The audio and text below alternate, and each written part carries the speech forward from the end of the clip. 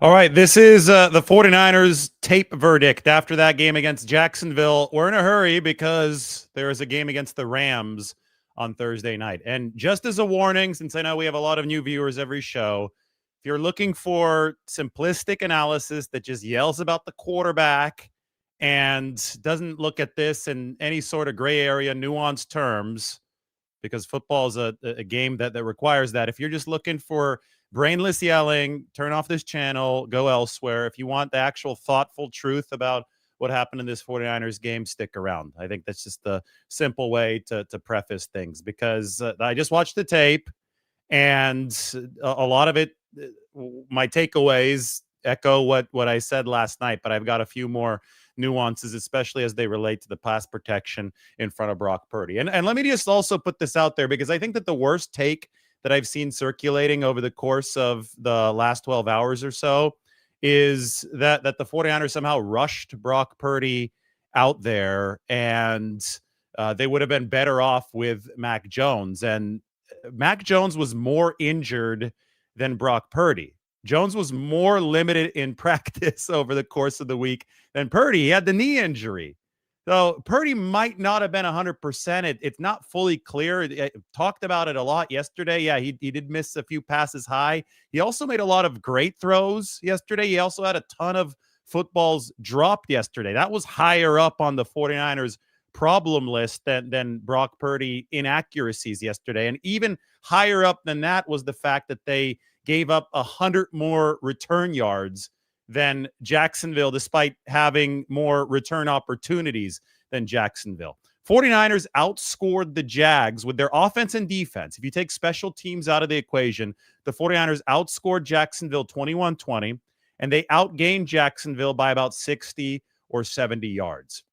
That's even with the turnovers accounted for. They lost the turnover battle 4-0, which is something that it's amazing that they outscored and outgained the Jacksonville offense and defense despite losing the turnover battle 4-0. But it was all nullified by the fact that the special teams, the coverage was so pathetic for San Francisco.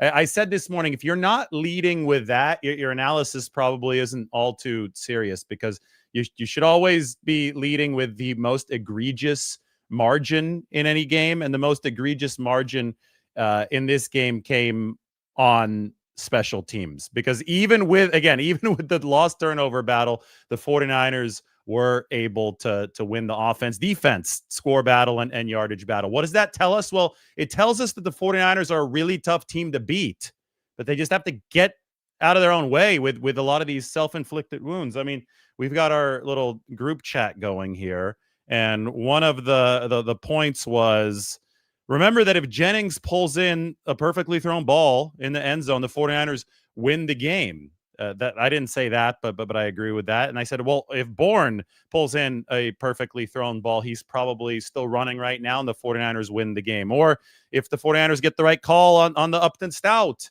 interception that wasn't one, or if they fall on one of the fumbles, or Fred Warner catches one of the two interceptable passes that Trevor Lawrence served up to him, or if the 49ers learn how to cover a punt. Of course, a lot of things had to happen, to the extent that if only one of those happened in the other direction, the 49ers probably win this football game. But they didn't, because they made so many mistakes, and they've just got to wash this down. They have to say, hey, we are a tough team to beat, but we just have to stop killing ourselves with all of these errors, all of these avoidable errors, the drops. Purdy did have a bad pass on the interception. I thought that he was he missed high on a couple of those third down throws that were just incomplete. I think one of them actually was a fourth down throw where the 49ers turned it over on downs inside of Jacksonville territory. You look at so many, though, of these problems for San Francisco, and only one or two needed to be reversed, two at the most, for them to win this game. So that's what they have to focus on moving forward against the Rams on Thursday. Here, right now, I looked at the tape this morning, and I noticed a lot of pressure coming in against the left side of the 49ers line. This right here, and look at the bottom right now. The top is the 49ers pass rush, but if you look at the bottom, these are the pressures allowed from PFF. Connor Colby has started 2 games, the rookie out of Iowa, and he's given up 5 pressures apiece, and that's too many. He's given up 10 pressures through 2 games. You know, there had been some talk that Connor Colby could Wally Pip Ben Barch while Barch is out with that high ankle sprain. I don't think that's going to happen. And, you know, I don't think that Trent Williams has looked great, but remember that offensive line is also a team performance.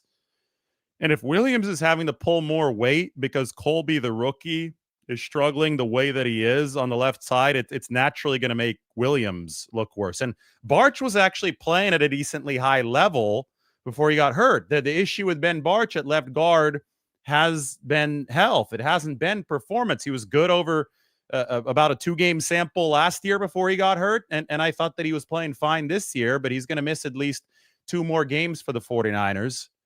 And, you know, you do wonder if they give John Feliciano a call. We've had John Feliciano on the show. That they might need to bolster that guard position with some veteran depth because, again, Connor Colby, he can develop into a fine player, but he is being thrown into this fire sooner than anybody expected. That is 2 straight games with 5 pressures. And then entire left side of the line, 9 pressures coming in against Brock Purdy's blind side. That is not a formula to win.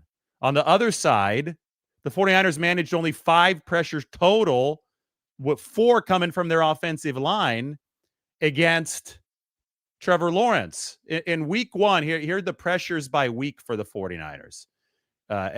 This is showing up on tape big time. Week 1, 49ers had 10 pressures against Seattle. Week 2, they had 22 pressures against the Saints. Week 3, the 49ers had 22 pressures against the Cardinals. So those are all games with Nick Bosa, except they didn't have Nick Bosa for most of that 22 pressure game against the Cardinals. So they showed that they could still rush the passer even without him.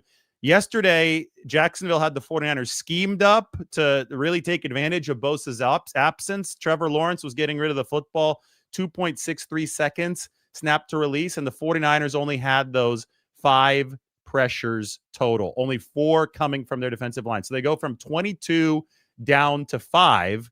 You compare that to the 16 that Jacksonville was able to rack up against San Francisco's offensive line.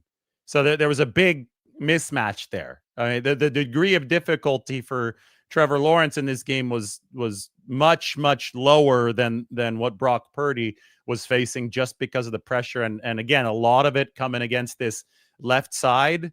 And I don't think it's shocking. I think, you know, the 49ers, again, they have a rookie 7th-round pick starting at that left guard position with Ben Barch out right now. And he's given up 10 pressures over 2 games. So it's so important. And the 49ers don't have George Kittle either. And Kittle is a very, very important part of their blocking apparatus, not just for the pass protection. You would like George Kittle to be out on pass routes if possible. That's why they picked up Luke Farrell over the course of this offseason. But run blocking ties into pass protection because if you're running the football well, which the 49ers aren't consistently doing right now, you set yourself up to be downhill and you're in better down and distance and opponents can't pin their ears back and rush.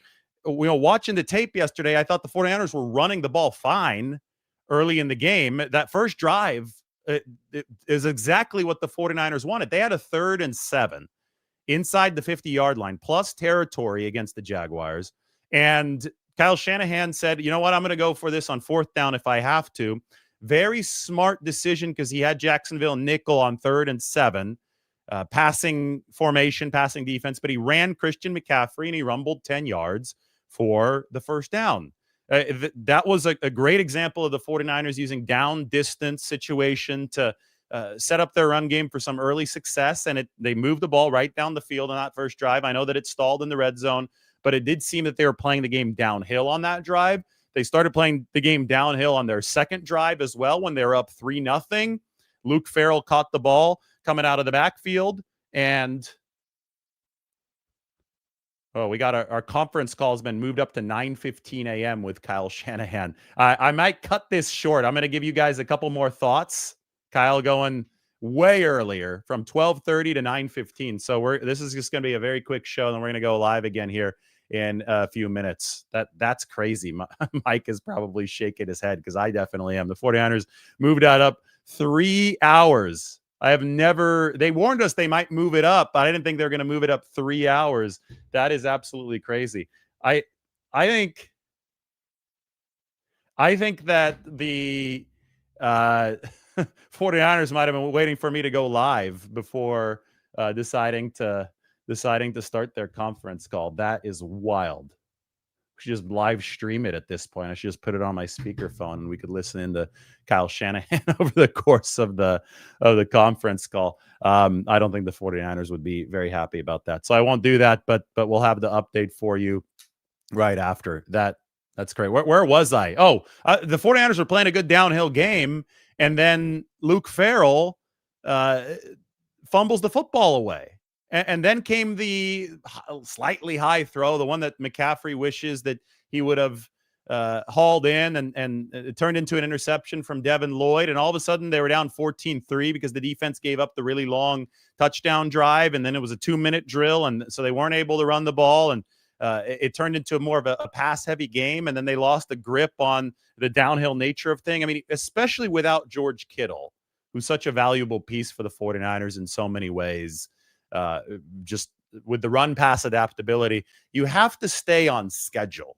Otherwise, the run game is going to look really bad, and by extension, your drop-back passing game, and especially with Connor Colby starting at left guard, you have to keep this in an advantageous position for the offensive line. And what happened is that the giveaways eliminated any possibility of that happening for the 49ers. So, it's one of those things where we just have to you have to look at this as a package deal moving forward against the Rams. If the 49ers fix the giveaways, and the Rams, Cameron Curl had 2 interceptions yesterday against Daniel Jones, and that defense was as opportunistic as it needed to be to get that advantage against the Colts, and the offense lit it up. We had the Puka Nacua show yesterday for the Rams, 170 receiving yards. I think the 2 highest graded players in the NFL are Puka Nacua and Fred Warner, both BYU products, and they're going to be on a collision course coming up here on Thursday night. But the 49ers need to find a way to protect the football so that they can give their run game a chance. The defense is going to be a big part of this too. The Rams lit it up offensively. The 49ers have to slow the Rams down and just play this game on a fair path, on a fair plane. Play this game as downhill as possible if you're the 49ers, because they were playing uphill after those initial 2 giveaways yesterday. I thought that was really, really clear watching the tape. And then again, when you look at some of these numbers, these are the hallmark of a game that you're fighting uphill in for the 49ers.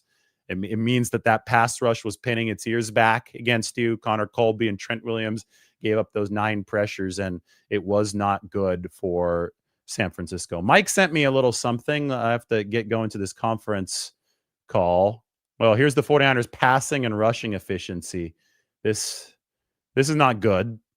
They're actually passing with above average efficiency, but they haven't been able to get an efficient run game in yet. You want to be up and to the right. So like the Rams, they're up here. They're in the upper right quadrant, but the 49ers, x-axis, they're above average passing the ball, but they still haven't been able to move up into the area where they normally reside, which is the upper right, which is why this offense doesn't look as stable as it typically has. And it's all tied together. For rushing success, you're probably going to have to see some consistent explosive passing success, which started to come yesterday, but the giveaways negated a lot of that. And then I think, let me just go back to the start. Special teams negated absolutely everything. They won this game on offense and defense, and they lost it on special teams. As ugly as it was with some of those giveaways, and then the defense wasn't able to fall on fumbles. Warner couldn't hang on to 2 interceptions. As ugly as that was, they outscored Jacksonville 21-20 when it came to offense, defense. They outgained them, but they lost that return battle big yesterday. All things that the 49ers need to fix. All right. Those of you who are on right now, this is unexpected. The 49ers and Shanahan moved up their conference call to 9:15. Or did they move it to 9:30 or 9:15? Let me see. Yeah, 9:15. So I've got to go. I've got to run. I've got to get on this conference call, and then we will join me right after. So bookmark this, hit the alarm bell, do whatever you need to. But we need to talk to Kyle Shanahan now, and then we will have the news and the update coming off of that. Thanks for watching this very abbreviated show. Sometimes we got to call an audible and scramble. That's what I'm doing now. So join me in a little bit.